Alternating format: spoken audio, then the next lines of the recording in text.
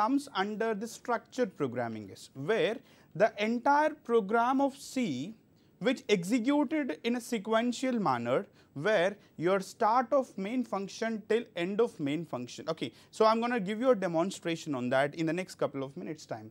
So, but the thing is, the major intention of this structure is we have a one structure format will be, or also we can call it as this particular structure as, we can also call it as procedural oriented programming also, right. So, we will conclude on that also now. Okay.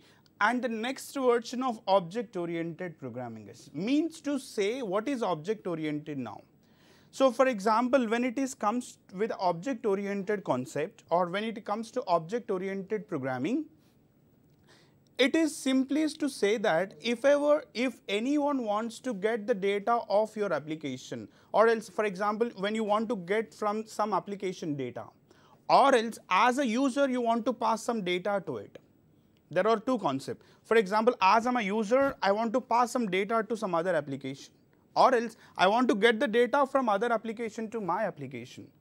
So, what is this object oriented programming basically do? This object oriented programming do, when you want to send the data, it is an object, or else when you want to get the data from application to your application, that's also simple with an object. Means what? There is no much complexity in our development of object oriented. First of all, it is pretty simple to development. Everything depends on the implementations of classes along with the objects concept. So, when we get into the purely development structure, you will understand how it object and how it is a class. Alright. So, that is the reason I just want to tell you what other concepts we have. First of all, we have a three concept. The first concept is unstructured data, that is basically used in microprocessor coding. And the second is structured data. It is something called it as the programming of C. It is best example for structure, or else you can also call it as procedural oriented programming. And the third one is object oriented programming. It is one of the major factor where the current world is using now. As you can go for any interviews in the market right now, as you can attend any interview, it just based on the concept of object oriented programming, either with Java or else .NET. So, before you need to understand why you are learning Java here, why can't you learning .NET, what are the advantages in Java, so that you are learning Java right now. Okay, let me talk about that right now. Okay, so what is the programming methodologies we have? The programming methodology just now I was discussed, these are the three different variations, and here in this part or in this example you can understand unstructured data at something like COBOL, Pascal, all this comes under unstructured data which has been used earlier languages, and followed by a structured programming language. It is a major programming language, we usually call it as a C, as you can see the structured program. And the next version of structure is an object oriented programming. See that the major advantage of this will be C++. It is an extension programming of C first of all, right. What is this extension of programming of C we will do in C++? This C++ is a bit object oriented, bit not object oriented. Let me communicate with that. So, why we are not concentrating on C++, even though C++ is an object oriented. So, what are the drawbacks we have in C++? Such a way that to rectify the drawbacks of C++ with the help of object concept, we will make sure that we will do in Java. So, that the next version of object oriented programming, if you see here, the object next programming is Java and .NET, where you can see this demand of these two programming languages in market. It's a very huge, means what, every organization in the market right now, it just applications, any application which they are developing, it mostly based on the concept of Java or else .NET. So, we have a huge application module developments in this, like for example, as from the applications of, for example, if I am talking about the applications, what are the different kind of applications we can develop in this, right, and how you can make this application much more easier with the help of Java. Okay. So, let me first let me tell you one thing. So, what is this object application do first of all? Okay. So, when I am talking about application here, right. So there are a few applications we need to talk about. Before I am talking about application development, let me introduce what is an application first of all. Alright. So first thing is an application. Alright. So let me have an application first of all. What is this application do? So application means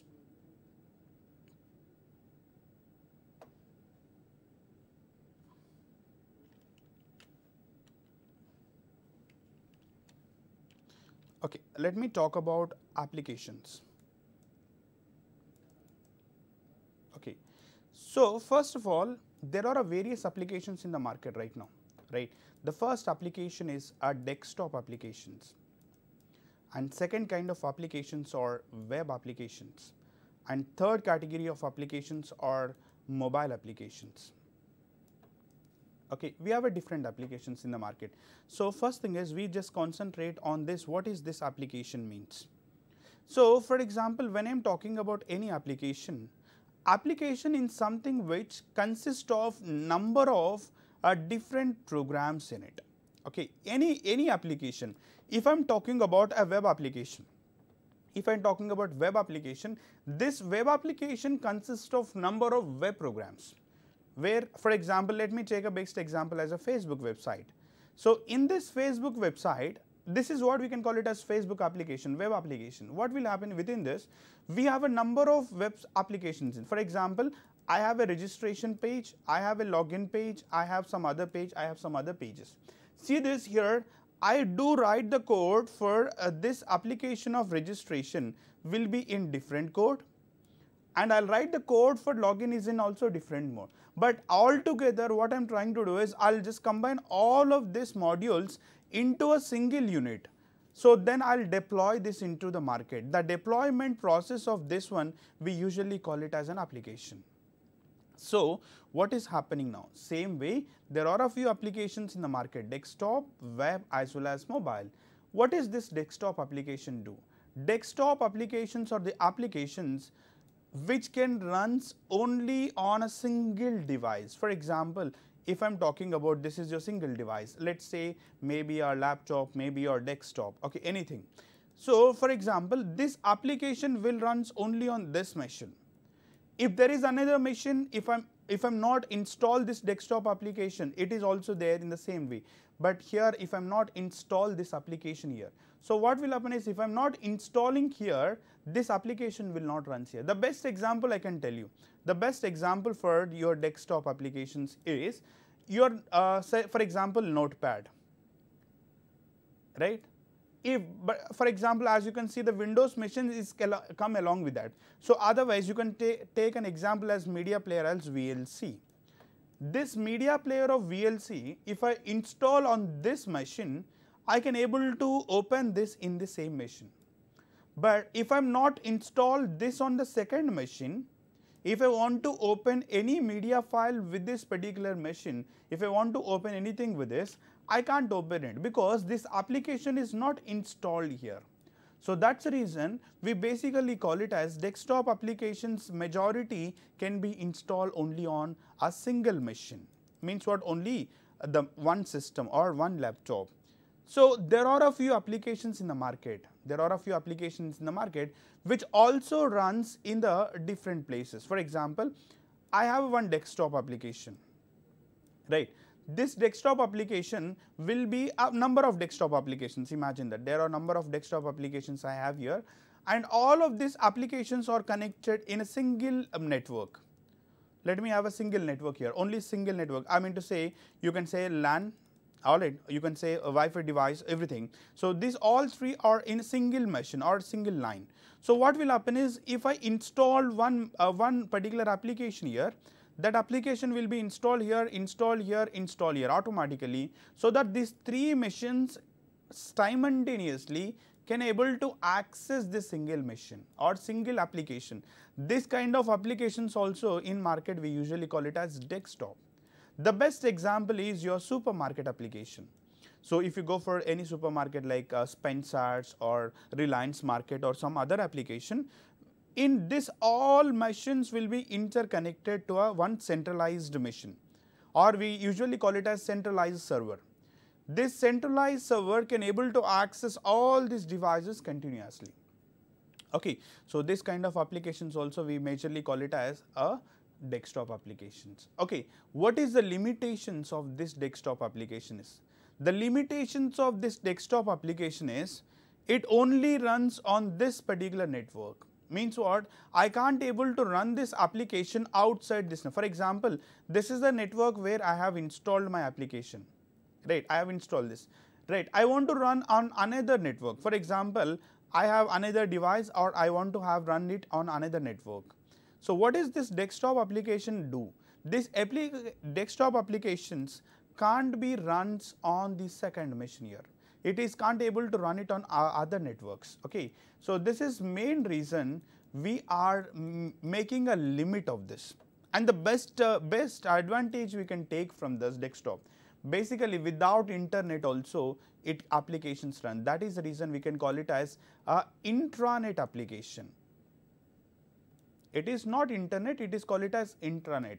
So what does it means? It means to say that this intranet applications does possible to run within several machines of a single network, even though it does not have an internet connection, but it does require a simple LAN connectivity from the server or LAN connectivity from the centralized server, so that you can able to run this application any part here also you can run this. In every place you can able to run this application without having any deviation. But the majorly thing is someone wants, for example, I have a very good idea here, right? So let me briefly complete this applications examples, then after that we'll get into the object oriented programming now. So I have a very good idea. So this idea as like, for example, I have an idea for developing one website, right? So if I doesn't aware of this website, how could I do this, right? So for example, let me have an idea. This idea of my application or my technical knowledge, it has to be published in my college premises. Also it want to publish in my technical university, and also want to publish in entire India, which is have a different technical universities. Along with that, this application also run on the different parts of the world which have a technical discussions. All right. So all these spaces my idea has to be run. So for example, if this idea got created with the help of a simple desktop, if I have developed application, if I am developing this application with desktop, what would happen is, it can happen only with a single network. Means what? I can run it only on single machine. I can run it only on single machine, but I can't run it all this application, these 4 places at a time. That is what the major drawback we can able to find here. So that what we basically do is, we will present one more kind of application. That applications call it as web applications, we call it as websites. If you present your idea within this website, okay, so let me have one idea here, let me have another idea here. So all the different ideas, what I'll do is, I'll put together, I'll develop one website and I'll publish into www, so that whatever I want to publish to the different part of the people, then I can publish with this example, so that we can make sure that we can able to publish this idea to the different part of the world, so that your idea will reaches to the different person, so that you can make your application more and more popular. Along with that, there are last kind of applications we have, that is something called it as mobile application. Right now in our generation, every student or every employee or every person in the world which is maintaining a smartphone. Means what? To say that and maintaining the entire world with the help of simple hands, or else maintaining the information of the different parts of the world in the hands. Okay, so that's the reason mobile application is applications which can have, you can run it a web application, you can run it sometime desktop also. All this comes under your different kind of application. With this, I want to conclude what is this applications first of all. So applications are a set of programs. This set of programs can be constructed with several programming languages, and in which we can segregate into 3 different kind of application. One is desktop, second is web, and third one is third kind of applications or mobile applications. 3 kind of applications I want to develop, and that can be in a different way, where desktop one variation, web one variation, mobile is one more variation, right. So, now let me get back to the previous session, I mean where we have concentrated. Okay. So, we majorly concentrate on the 3 parts here. First thing is your unstructured data. Unstructured data is a help of, you can say, COBOL, Pascal, all these things. You can have a structured programming, that majorly best example I can say C, and followed by unstructured data. The unstructured data is for example, let me talk about directly object oriented programming. The first thing is C++. C++ have a bit drawbacks with object oriented concept, and then we can shift our object oriented programming concept with Java or else .Net. So, if I learn Java, where I can set my life goals, where I can set my life goals with .Net, what is the importance promises this. Okay. So, now let me go to next one, so that you will understand the history of your programming is. Okay. So, what is this first programming is? The first programming language introduced in 1966, right, 1966, the programming language called BCPL. Call it as Basic Combined Programming Language. It is a base programming.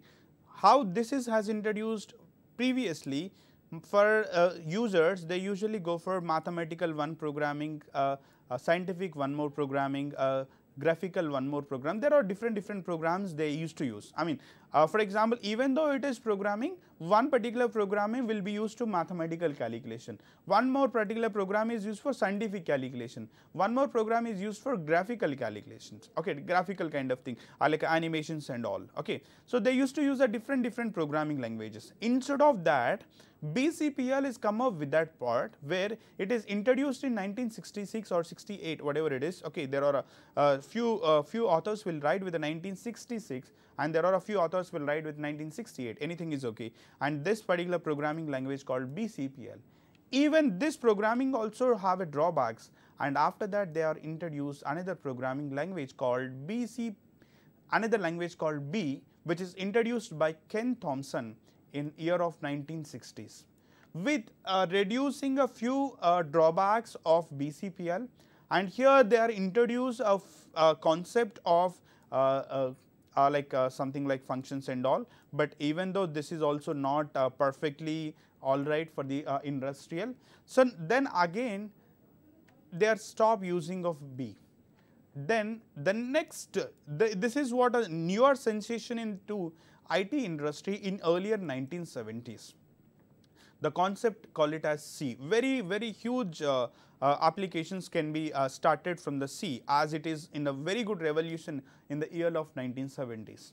So, what is basically a C does? C come up with a base example as functions. I mean base thing is functions, and followed by they are introduced a graphical application development, and this graphical basically command prompt graphicals. I mean to say that, so whenever you want to develop any applications with for example C, for example if I am say C, the first thing is functions. What is this functions we will talk about in the next coming sessions. Okay. So, what is the limitations of C? For example, if I say C, I can only develop an applications of command prompt. I can say only applications which is running on a single machine. So, if I want to develop an application of web, it is doesn't possible with C, and also right now newer generation application something called mobile, it is 100% impossible to develop from the help of C. So, I mean we have a lot of story behind why we are not using C now, but as it is compared to security purpose, it would be a bit less, right, as well as for efficiency level also it is bit less, as well as accuracy level also it would be best less. So that's the reason there are a few reasons people still not using a programming of C. But there are guys, if you want to learn Java, right? If you want to learn Java, mandatory you need to have a basics of C. Without having a basics of C, you can't able to learn Java, right? Because as the base programming, everything with the C has been implemented. This C, if you doesn't know, right, learning Java makes you more difficult. Okay, so for that I'll show you with a simple example of, okay, so I'll show you a simple example for this so that you will understand how does the different comparisons in the market right now. So if I'm choose a Java, in which sector I can able to set? If I choose .NET, what sector I can able to select? PHP, right? The first main advantages of Java is, simple, it is open source software, right? So you can directly, it doesn't require any, I mean to say open source, I hope you guys know that, without pay. You can directly download from an internet, you can start using of this, okay, without having any applications, okay. So that is the first part you can able to see, that is you can say open source. And the applications of Java is more secure, so that most people will be used in banking sectors. As you can see, the banking sectors like SBI or else HDFC online banking or else mobile banking, all these banking sectors uses the programming of Java. Okay, why this programming of Java? Because it is have a more security. First thing, majority of an applications which want to provide more security, people chooses Java. And along with that, there is one more advantage to this. The advantage is it's open source software, where no need to pay any money for this software. You can download directly from internet and you can just start using of it. Once you're done with an application, you can give it to client also. They won't charge you any money, right? And what happens with a PHP? Now, because there is another technology called PHP also, right? What is this PHP do is? PHP also, even though it is open source, which doesn't cost you anything for you, even as a developer, as an organization, it doesn't cost you anything. But the major reason about this PHP is, for example, I want to develop a website like a hospital management system. I can develop that hospital management system application, and also I can give it to a client person. But where is this important? I mean, where the people are not using PHPs? PHP can't be used for large scale of data. For example, if I have application hospital management, I can do it because it's a pretty simple and I can maintain very less amount of data. For example, if I want to maintain a large amount of data, for example, online shopping website, every day there are terabytes of data will be generated from your application. Terabytes of data, and this data is purely unstructured format. Purely unstructured format. Structured format is a tabular format. Unstructured format data is not in a proper way, right? So for this, we can't able to stick to this. I mean, PHP is not used for large scale of applications. So what is the people will use this? In this case also, people will use this Java as their programming is. And what is the importance of .NET and Java? There are equal importance. There are equal importance for Java and .NET, but Java is open source, .NET is Microsoft own product. Means what? Any software you're going to do, it will cost you the money, first thing. So if a company looking forward to a software which they are able to show interest to pay the money towards a software, pay the money towards an application, people will use as .NET. In security purpose or security manner, Java and .NET almost give you the same security.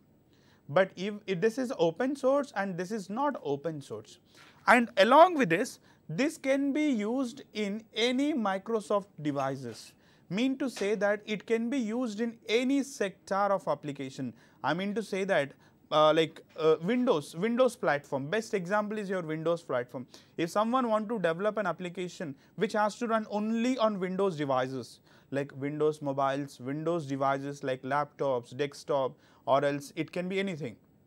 All these things can be used with .NET. And here, if you talk about Java, if you talk about .NET, there is one more differences I can show you here, where if you choose a Java, you have a less amount of graphics are involved in this. Mean to say that there is no much graphics are involved, majorly graphics are not involved here. Along with that, application is more secure. Even though application which is developed in Java is more secure than .NET. But the concept in .NET is which provides you the more security in terms of, for example, let's say animation. Best example is, for example, every Windows application which can provide you more animations, right? For example, all drag and drop options, or else all files and folders, all are graphical interfaces. So if you are providing an application which is related to the graphical interface, user interface, then you have to choose a .NET. But as we are learning the concept of security as well as implementing your application with Java, so we majorly concentrating of your application development with Java. So this is an application programming which is purely of object-oriented programming. So let me talk about object-oriented in the next version, right? I mean to say next session. Basically, in this session, I'm just giving you the overall idea, what are the applications it means, and what are the technologies are in the market, and what the technology we are learning right now. All right. So we are learning the technology of Java here. Okay. So next thing is,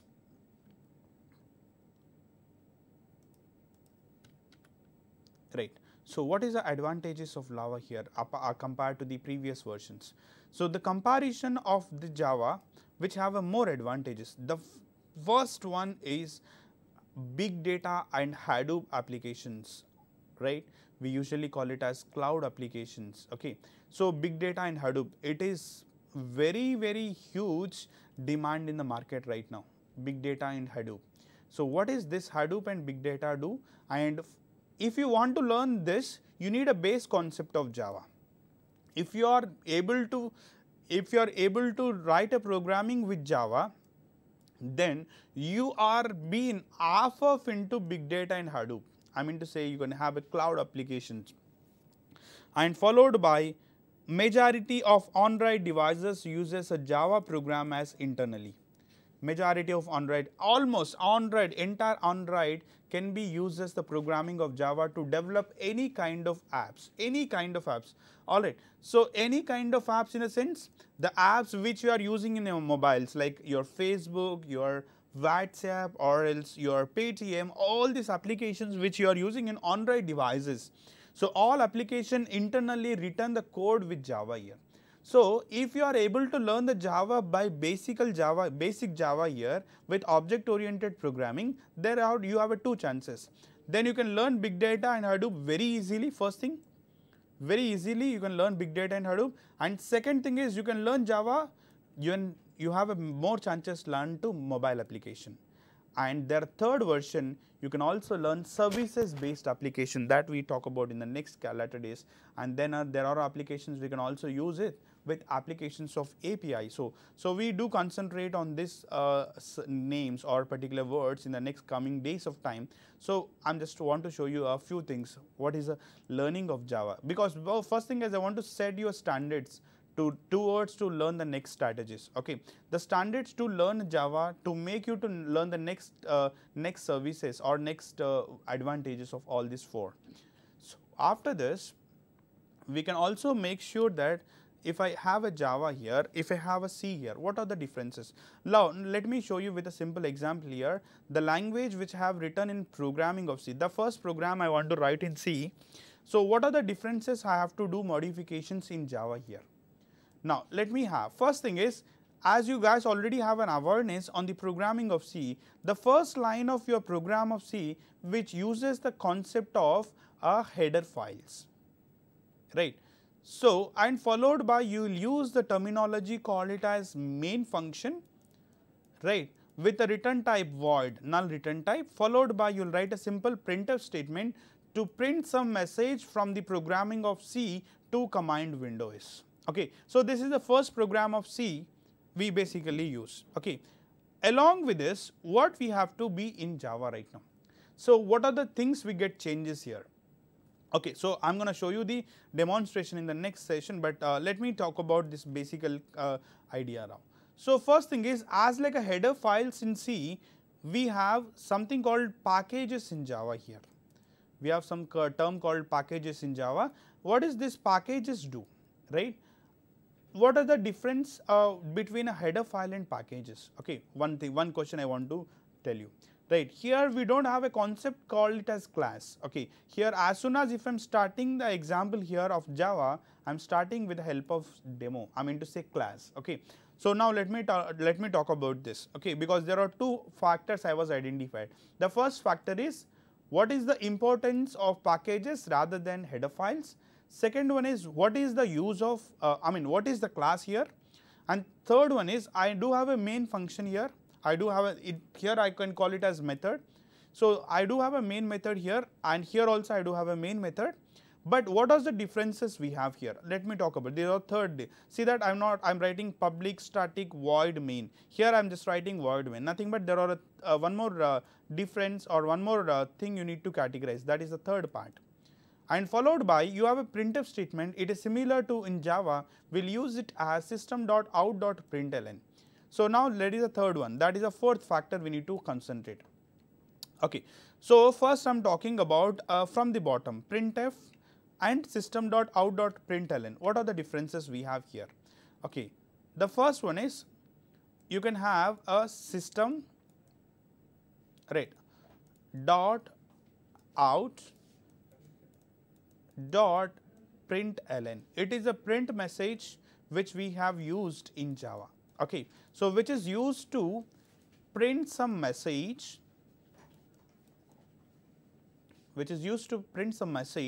from the current application. Okay, current application. Okay, so for example, it have this application right now. From this application, you want to show any message to the user, then we can have a print message. Okay, so by the time it's time up for the day. So tomorrow when I'm started the session, we could have a clear idea on what is system.out.println, what is class, what is a package, everything we're going to discuss. And then for example, so identifications, whatever I have seen right now, like for example, what are the differences between your header file and package, and second identification is what is the importance of class in Java, and third identification is instead of void main we have written here system.out. Public static void main. Okay, what is the third factor? And then the last factor is instead of writing printf we are writing system.out.println. Okay, there are four major factors I want to discuss as soon as if I start the next session. Okay, right. Thank you so much for listening. Have a great day.